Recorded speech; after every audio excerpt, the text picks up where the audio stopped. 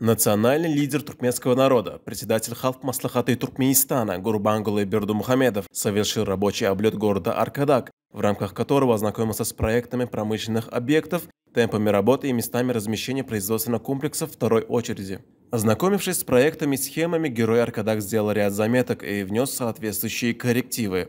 Далее с борта винтокрылой машины председатель Халк Маслахата Туркменистана ознакомился с ведущейся в городе работой, планировкой его объектов и дорожной системой. Осматривая место размещения предприятия художественного ковроткачества, национальный лидер туркменского народа отметил, что приоритетом выступает не только надлежащая организация его строительства и оснащения, но и достижение соответствия рабочих процессов в нем экологическим требованиям, а также размещение профильных объектов близ производственного комплекса. Герой Аркадак также осмотрел площади под предстоящие к строительству объекты медицинского кластера в рамках второй очереди. Возведение комплекса позволит не только усовершенствовать деятельность системы здравоохранения, но и повысить национальную экономику, создать новые рабочие места и, как следствие, нарастить экспортный потенциал и социальное обеспечение населения города.